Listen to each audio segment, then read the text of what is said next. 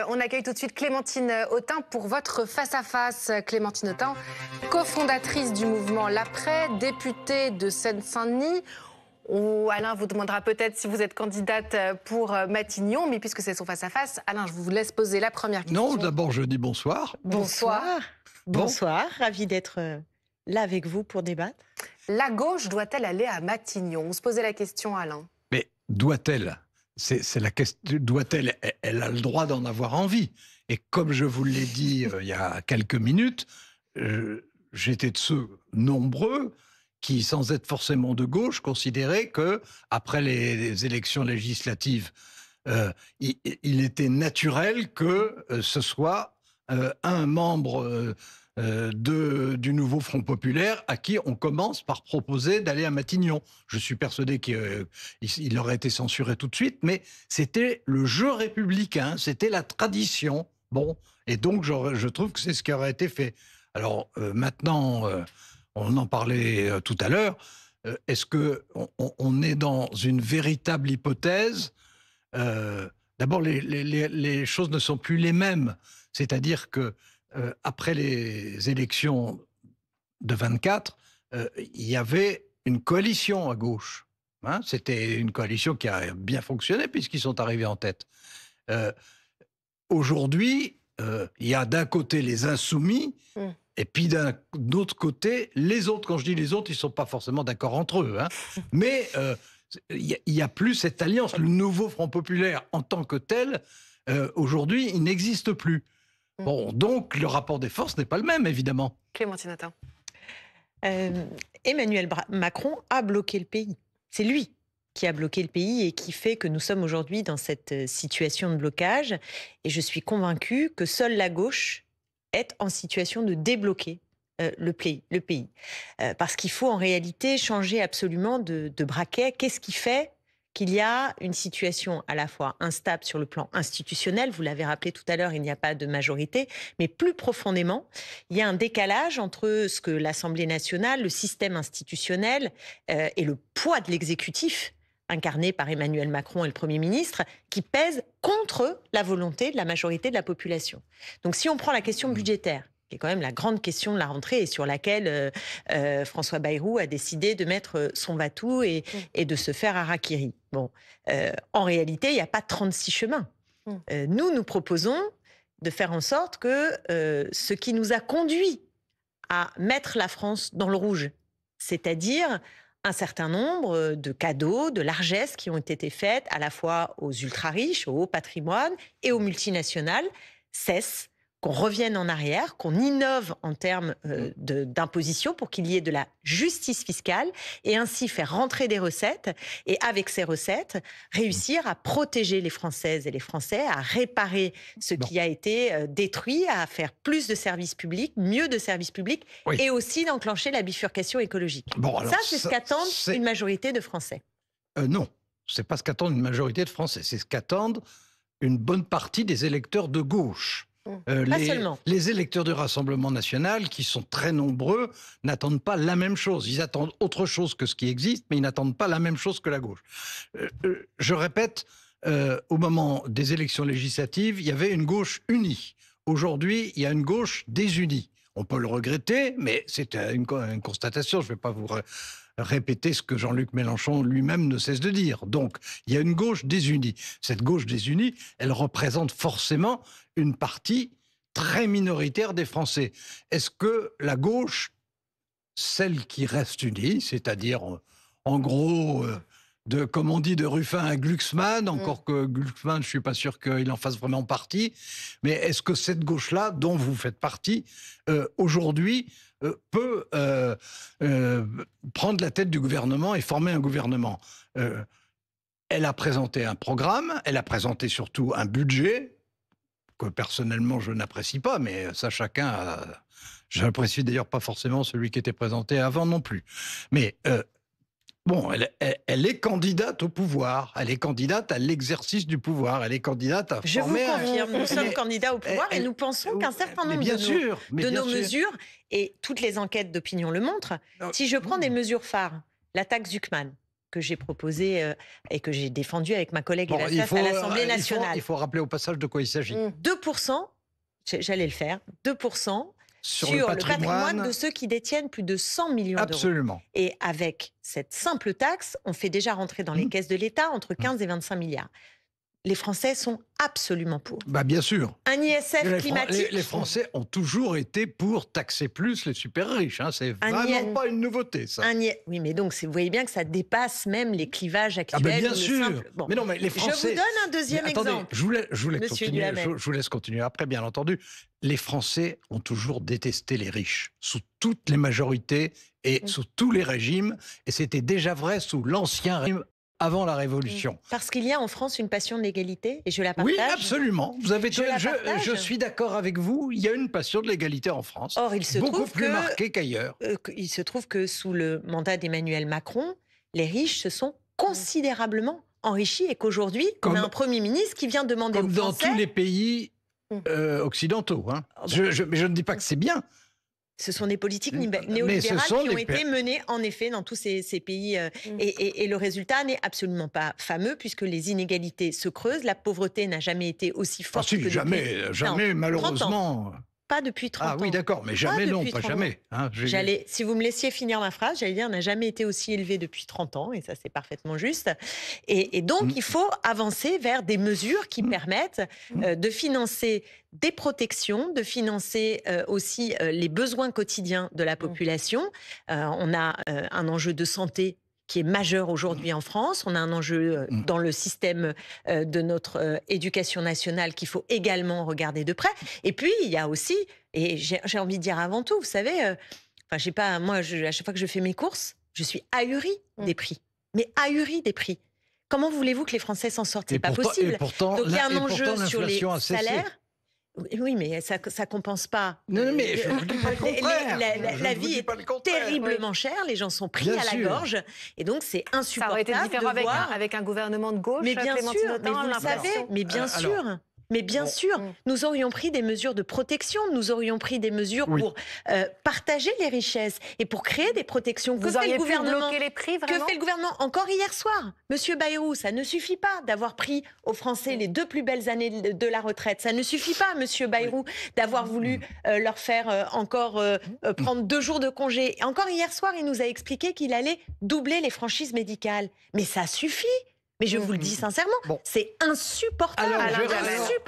Alors, j'ai regardé ce que vous proposiez. Ce n'est pas à la majorité des Français de payer pour leur politique au service des ultra-riches et des multinationales. Bon, c'est nous. Ça, disons que c'est assez simplificateur comme formule. Ou disons, c'est assez simple.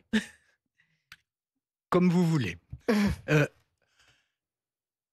Le projet de budget qui a été présenté par la gauche est, pour essayer d'être honnête intellectuellement, est plus modéré que celui qui avait été proposé par la gauche en 2024 et encore plus modéré que celui... Vous parlez de celui du Parti Socialiste peut-être? Celui, non. Ce que le Parti Socialiste vient de proposer. Oui. Vous avez dit la gauche, donc c'est pour ça que le Parti Socialiste. C'était pour qu'on se comprenne bien. Oui. Ce que le Parti Socialiste vient de proposer, son projet de budget est plus modéré que ce qui avait été proposé par le nouveau Front populaire, donc l'ensemble de la gauche en 24, et encore plus modéré que ce qui avait été proposé en 22, à l'époque de la prouesse Mélenchon. Mais ça doit déjà être trop pour vous, Monsieur Duhamel. Pardon? Ça doit déjà être trop pour vous, peut-être. Mais en tout cas, j'essaye d'être honnête, et donc je reconnais qu'il y a une évolution. Cela dit, c'est un budget qui, moi, ne m'enthousiasme pas du tout pour 2 raisons. La première, c'est que par rapport au projet de budget de Bayrou, dont je ne dis pas du tout qu'il était idéal, mais enfin c'est un point de comparaison naturel, par rapport au projet de budget de Bayrou, l'effort fait pour diminuer le déficit est de moitié. Bon, or, à tort ou à raison, je considère qu'on est dans une période où l'effort à faire pour échapper à une crise monétaire est un effort qui doit être élevé. C'est ma conviction, c'est pas la vôtre, mais c'est ma conviction. Donc, il y a cet aspect-là. l'autre Je aspect... peux vous répondre sur cet aspect peut-être sur Oui, mais alors à mon âge, je risque d'oublier l'autre moitié. Enfin, allez-y. C'est juste pour que les personnes qui nous regardent puissent bien suivre, parce que c'est un vrai désaccord que nous avons.